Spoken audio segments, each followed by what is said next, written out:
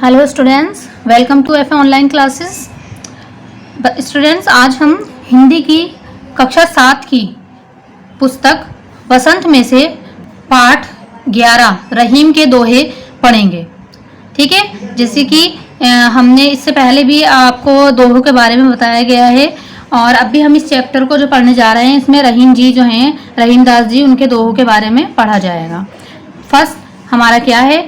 कही रहीम संपत्ति सगेत बनत बहु बहुत बहु रीत बिपती कसोटी जे कसे तेई साचे मीत। इसमें रहीम दास जी कहते हैं कि जब धन दौलत साथ हो तब तो बहुत से लोग हमारे हितैषी बने रहते हैं, वहीं जो विपत्ति की कसौटी पर खरा उतरता है अर्थात दुख दारिद्र्य दृष्टता को भी हमारा साथ निभाता है।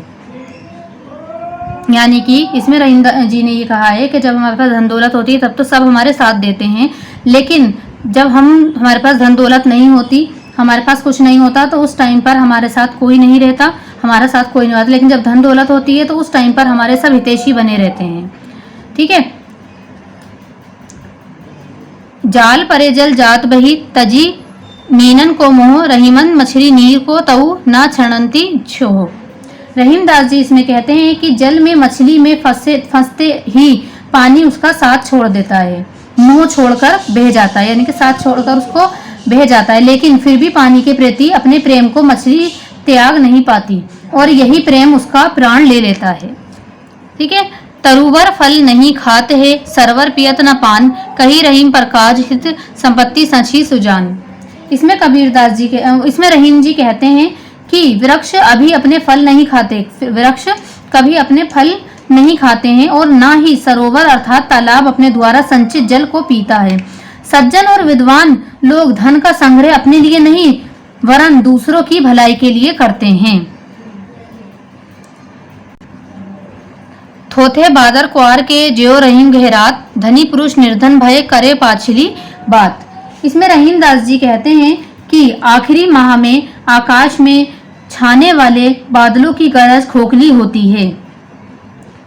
रहीम दास जी इसमें ये कहते हैं कि अश्विन माह में आखिरी आकाश में छाने वाले बादलों की गरज खोखली होती है क्योंकि वे बरसात नहीं करते। उसी प्रकार निर्धन लोगों द्वारा बीते हुए सुख के दिनों की बातें करना भी बेकार होता है क्योंकि आज के समय में कोई उपयोगिता नहीं होती। धरती की सी रीत है शीत घाम ओ मह जैसी परे सो सही रहे त्यों रहीम ये दहे। इसमें कबीर रहीम जी कहते हैं कि धरती का नियम है कि वे सर्दी गर्मी बरसात हर प्रकार के मौसम को समान भाव से झेल लेती है। हमारे शरीर में भी वैसी ही क्षमता होनी चाहिए कि हम जीवन में हर परिवर्तन को सहज से स्वीकार कर सकें। तो जैसे कि हमारी ये पूरी होती है यहाँ पर, और इसमें हर पंक्ति में हमें रहीम दास जी ने कुछ ना कुछ एक सीख दी है हमें। जैसा कि इन्होंने अभी रहीम जी ने हमें आखिर में ही ये बताया है कि धरती पे एक तरीके से धूप हो, गर्मी हो, बरसात हो, आंधी तूफान हो, हर तरीके की परेशानियां धरती झेल लेती है। उसी तरीके से हमारे शरीर को हमें भी अपने जीवन में इतना मजबूत बनना चाहिए कि हम हर सुख दुखों को अपने साथ झेल सकें, अपने आप को इतना मजबूत करना चाहिए हमें। ठीक है। उसी तरीके से रहीम दास जी ने यह भी कहा है कि जब धन दौलत साथ होती है तो हमारे साथ हर इंसान हितैषी हमारा बना रहता है, लेकिन तो जैसे कि हमारे ये चैप्टर जो 11 था हमारा रहीम जी के दोहे, वो हमारे यहाँ पर पूरे होते हैं। ठीक है। तो ये आपको अच्छे से समझना है इसे, और इसमें जो सीख मिली है हमें वो आपको समझनी है कि किस तरीके से हमें मजबूत बने रहना चाहिए। ज़िंदगी में हर तरीके के वक्त आता है, दुख आते हैं, मुसीबतें आती हैं, पहले पर हमें मजबूत अपने शरीर को और अपने आप को बनाना है। दूसरा ये कि आपको अपना ये जो होमवर्क अब मैं आपको कराने जा रही हूँ इसे आपको अपनी नोटबुक में बहुत ही अच्छे से नोट करना है और उसके साथ साथ आपको इन्हें याद भी करना है। प्रश्न उत्तर को ज़्यादा प्रश्न उत्तर नहीं है, इसमें 2-3 ही दे रखे हैं, लेकिन आपको इन्हें अच्छे से याद करना है। जैसे कि पहला पाठ में दिए गए दोहों की कोई पंक्ति कथन है और कोई कथन को प्रमाणित करने वाला उदाहरण। इन दोनों प्रकार की पंक्तियों को पहचान कर अलग अलग लिखिए।